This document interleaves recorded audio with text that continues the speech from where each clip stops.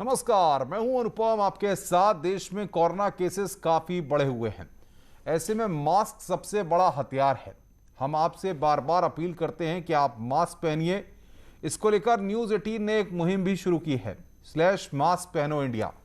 आप खुद से ये प्रण लीजिए कि जब तक ये महामारी आप मास्क नहीं उतारेंगे, मास्क ठीक से पहनिए। मास्क है, मजाक नहीं। और अब बढ़ते हैं बड़ी खबर की ओर। देहरादून से एक खबर है जहां पर आज बीजेपी की कोर ग्रुप की मीटिंग होने जा रही है। पार्टी के राष्ट्रीय महामंत्री संगठन बीएल संतोष इस मीटिंग में शामिल होंगे। इससे पहले बीएल संतोष पार्टी के सभी 7 मोर्चों की बैठक लेंगे।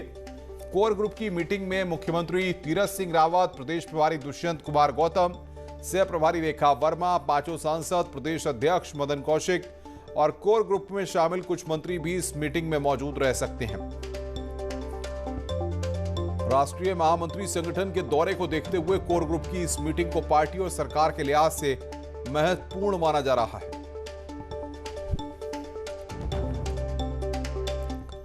उत्तराखंड में मुख्यमंत्री के चेहरे पर चुनाव लड़ना नेता पर भी भारी पड़ा और पार्टी पर भी। और यही वजह है कि मार्च में मुख्यमंत्री का चेहरा बदलने वाली बीजेपी में अब बिना चेहरे के चुनाव लड़ने की बात हो रही है। देखिए रिपोर्ट। उत्तराखंड में बीजेपी असम फॉर्मूले पर चुनाव लड़ेगी, इस बात की चर्चाएं जोरों पर हैं। यानी मुख्यमंत्री का कोई चेहरा नहीं होगा, सिर्फ पार्टी चुनाव लड़ेगी। और उत्तराखंड का इतिहास भी कुछ ऐसा ही रहा है कि यहाँ चेहरे पर चुनाव लड़ने वाली पार्टी को हमेशा नुकसान हुआ है। 2012 में खंडूरी है जरूरी का नारा बीजेपी ने दिया, तब मुख्यमंत्री भुवन चंद खंडूरी कोटद्वार से चुनाव हार गए और एक सीट से बीजेपी सरकार नहीं बना पाई थी। वहीं 2017 में रावत पूरे 5 साल का नारा कांग्रेस ने दिया तो खुद मुख्यमंत्री हरीश रावत 2 सीट से हार गए और कांग्रेस के सिर्फ 11 विधायक ही जीते। वहीं बीजेपी को कहीं न कहीं 2022 चुनाव की ही चिंता थी कि 4 साल मुख्यमंत्री रहे त्रिवेंद्र सिंह रावत की कुर्सी चली गई। यानी मुख्यमंत्री का चेहरा बनाने का बड़ा नुकसान बीजेपी और कांग्रेस दोनों झेल चुके हैं। लेकिन बीजेपी प्रदेश अध्यक्ष का कहना है कि जो होगा सबको पता चलेगा। तीरथ रावत जी इतना अच्छा काम कर रहे हैं तो अभी क्या होगा, कैसे होगा, अभी आप इसकी चिंता और चर्चा कहाँ से आ गई? चर्चा दिल्ली में सर की। अरे कहीं चर्चा नहीं है। अभी हमारा इतना अच्छी सरकार चल रही है, काम कर रहे हैं। होगा इलेक्शन, होगी तो कह रहे सब तय हो जाएगा, तो क्या दिक्कत? तीरथ जी के नेतृत्व में इतना अच्छा काम कर रहे हैं। वहीं बिना चेहरे के चुनाव लड़ने की तैयारी कर रही कांग्रेस का कहना है कि बीजेपी चेहरे पर चुनाव लड़े या बिना चेहरे से पर्दा उठ चुका है और इस बात पर मुख्यमंत्री बदल कर मुहर लग चुकी है। भारतीय जनता पार्टी चेहरे के साथ जाती है तब भी लोग प्रश्न पूछेंगे, बिना चेहरे के जाती है तब भी लोग प्रश्न पूछेंगे। बिना चेहरे के जाएगी तो लोग पूछेंगे कि 2017 में हमने प्रचंड बहुमत से आपकी सरकार बनाई थी, बताइए इन 5 वर्षों में आपने क्या किया? उत्तराखंड में अब तक 4 विधानसभा चुनाव हुए, लेकिन चुनाव के बाद सत्ता में ना मुख्यमंत्री की वापसी हुई है ना ही पार्टी की। ऐसे में अगर बीजेपी ने बिना चेहरे के चुनाव लड़ा तो ये प्रयोग कितना कामयाब होगा, मौजूदा हाल में कह पाना मुश्किल है। देहरादून से न्यूज़ 18 के लिए दीपांकर भट्ट की रिपोर्ट। और सीधे चलेंगे ग्राउंड जीरो पर। सुनील अप्रभात हमारे संवाददाता हमारे साथ जुड़ रहे हैं। सुनील, कोर ग्रुप की आज बैठक है और जाहिर तौर पर मिशन को फतेह करने के लिए बीजेपी यहां पर अब कोई भी मौका छोड़ना नहीं चाहती है।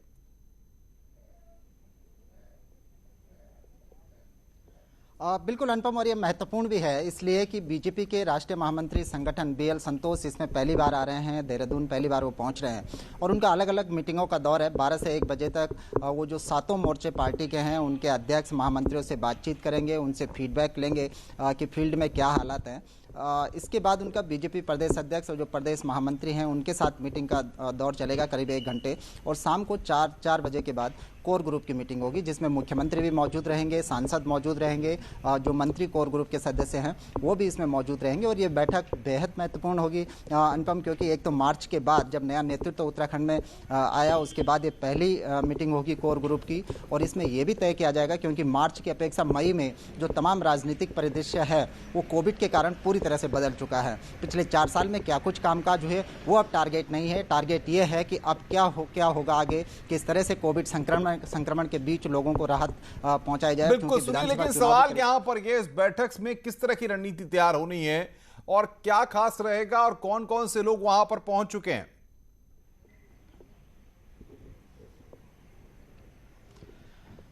देखिए अनुपम, सांसद यहाँ पर पहुंचे हैं, मुख्यमंत्री देहरादून में ही मौजूद हैं, बीजेपी के जो तमाम पदाधिकारी हैं वो देहरादून में मौजूद हैं। अब से कुछ देर बाद बीएल संतोष भी पहुंचने वाले हैं। इसके अलावा पार्टी के प्रदेश प्रभारी दुष्यंत कुमार गौतम और जो सह प्रभारी हैं रेखा वर्मा, वो भी इस मीटिंग में मौजूद रहेंगी, वो भी देहरादून पहुँचने वाली हैं। इस मीटिंग का जो एजेंडा होगा वो खासकर यही एजेंडा होगा कि 8 महीने बाद जब पार्टी विधानसभा चुनाव में जाएगी तो 8 महीने तक का रोड मैप क्या होगा, किस तरह से बिल्कुल रोड मैप क्या होगा 2022 के लिए, इसी को लेकर आज यहां पर रणनीति तैयार होगी। बहुत बहुत शुक्रिया सुनील आपका हमारे साथ जुड़ने के लिए और बातचीत करने के लिए। देहरादून से खबर जहां पर आज शपथ लेंगे महेश जीना, सल्ट विधानसभा में उपचुनाव जीत कर आए हैं जीना, और आज 11:15 बजे विधानसभा में शपथ ग्रहण समारोह होगा। विधानसभा में विधायकों के पहुंचने का सिलसिला अब शुरू हो गया है। विधायक महेश जीना पत्नी अंजू जीना के साथ विधानसभा पहुंचे हैं।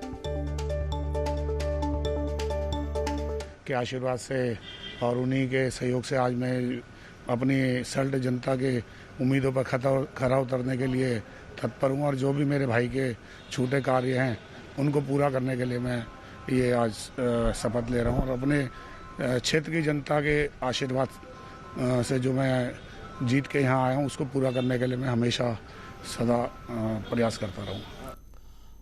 अब बात कर रहे हैं आईएमए और रामदेव के बीच जारी विवाद की, जो लगातार बढ़ता जा रहा है। वहीं अब इंडियन मेडिकल एसोसिएशन ने पीएम मोदी को चिट्ठी लिखी है और रामदेव के खिलाफ देशद्रोह का केस चलाने की मांग की है।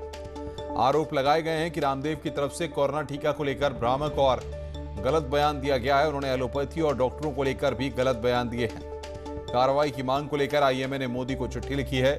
वहीं आईएमए ने अपने बयान में कहा है कि पहली वेव में 753 और दूसरी वेव में 513 डॉक्टरों ने जान बचाई उनकी गई है। साथ ही बताया गया है कि पहली वेव में किसी भी डॉक्टर को वैक्सीन नहीं लगी थी और दूसरी वेव में जान गंवाने वाले अधिकतर डॉक्टर कई कारणों से वैक्सीन नहीं ले पाए थे। आपको बता दें कि बाबा रामदेव ने वैक्सीन की दोनों खुराक लेने के बावजूद हजारों डॉक्टरों की मौत की बात कही थी।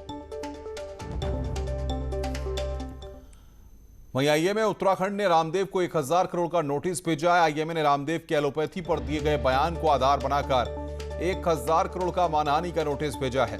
आईएमए उत्तराखंड के सेक्रेटरी अजय खन्ना का कहना है कि बाबा के डॉक्टरों को लेकर दिए बयान से हम आहत हैं, जिसको लेकर आईएमए उत्तराखंड ने बाबा को 15 दिनों में जवाब देने के लिए कहा है, और अगर बाबा रामदेव की तरफ से कोई जवाब नहीं आता तो हम रामदेव पर केस करेंगे।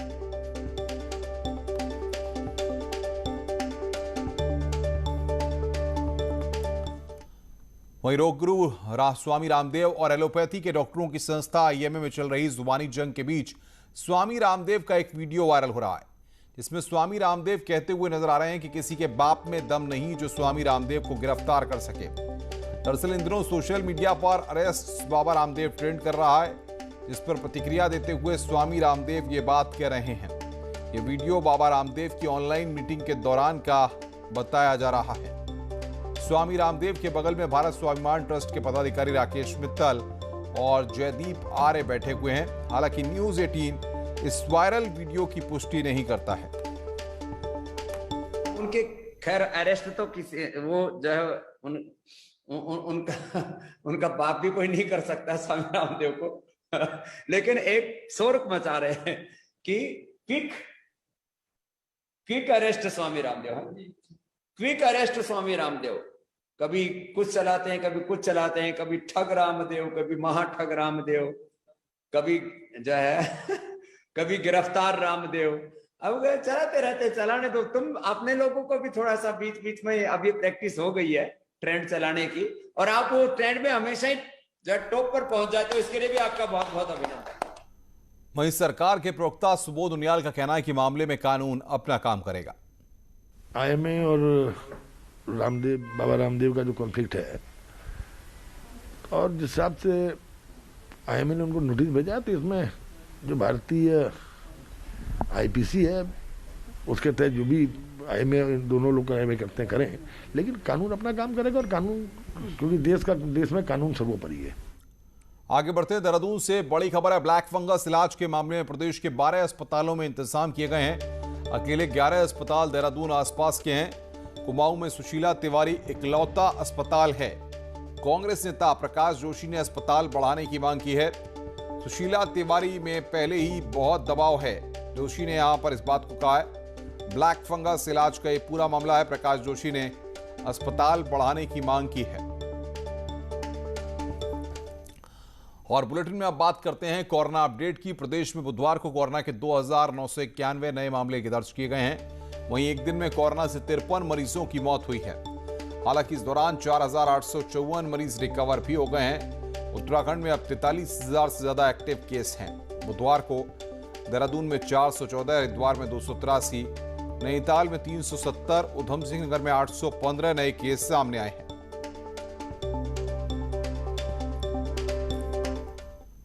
रुद्रपुर के ईएसआई हॉस्पिटल में एक कोविड वार्ड के अंदर मेडिकल स्टाफ का डांस वायरल हो रहा है।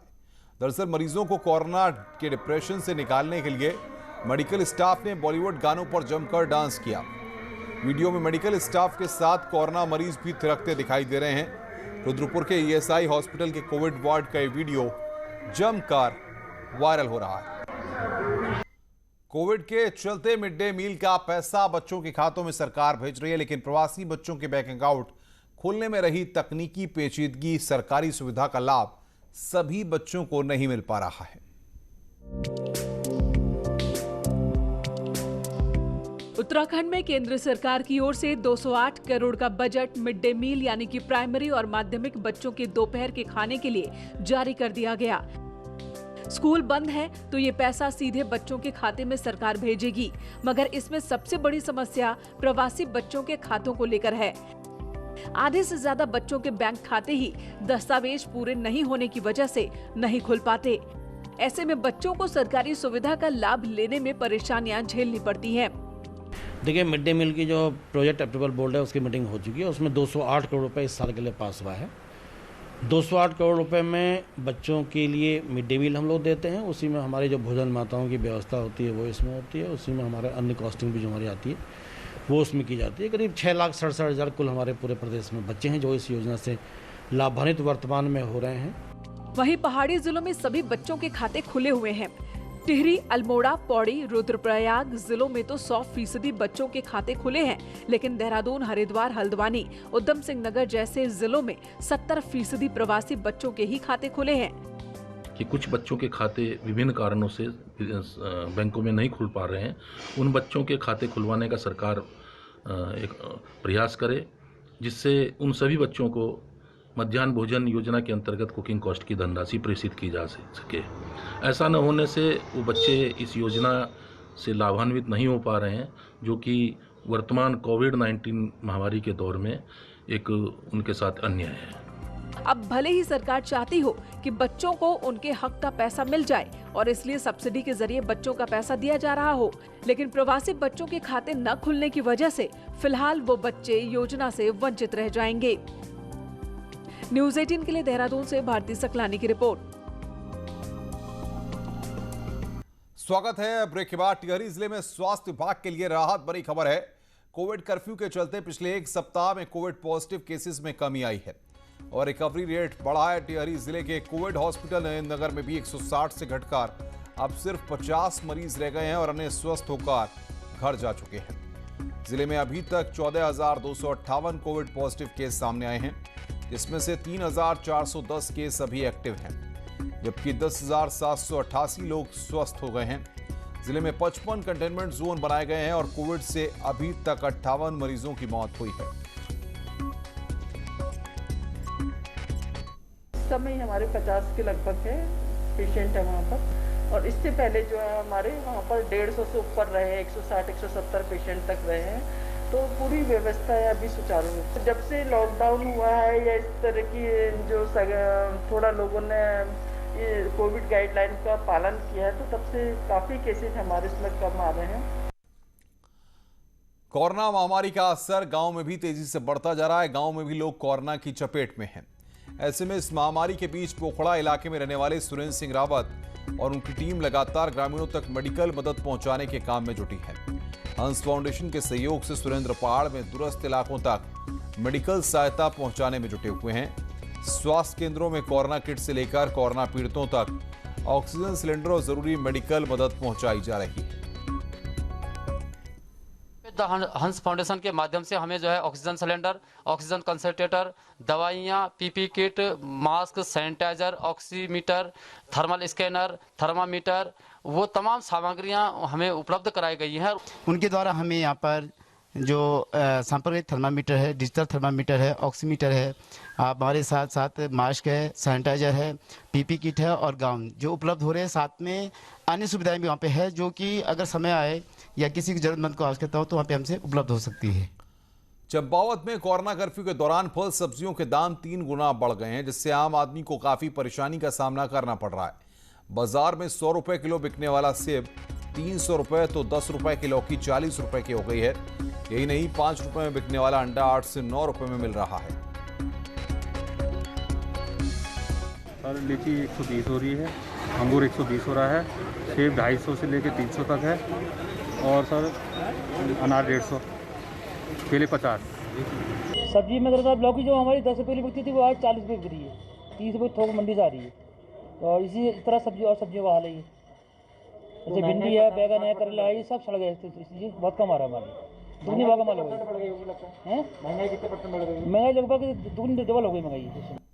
एक तरफ कोविड की महामारी, दूसरी तरफ आम लोगों से जो ज़रूरत की चीज़ है फल, वो दूर होते जा रहे हैं। अगर बात करूं मैं यहाँ पर जो चंपावत ज़िले में फल की, तो ये सेब 300 रुपये किलो हो चुका है और इसी के साथ जो पपीता जो अमूमन 30 रुपये किलो मिलता था वो 80 रुपये किलो यहाँ पर हो चुका है।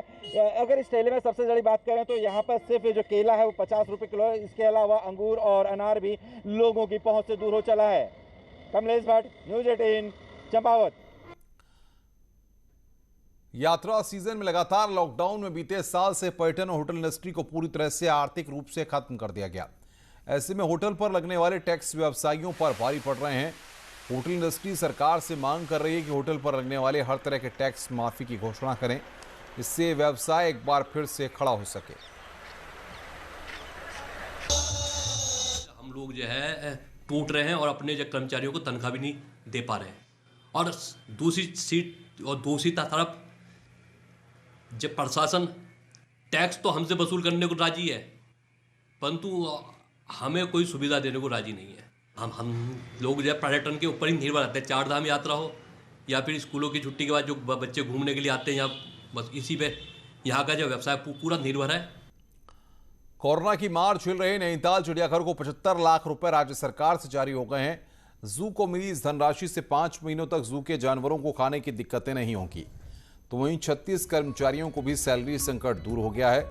दरअसल नैनीताल चिड़ियाघर में 219 पशु पक्षी हैं, जिनके खाने और रखरखाव में 15 लाख रुपए महीने खर्च होता है। कोविड कर्फ्यू के बाद नैनीताल जू में पर्यटक नहीं होने से जानवरों पर भोजन का संकट छाने लगा था।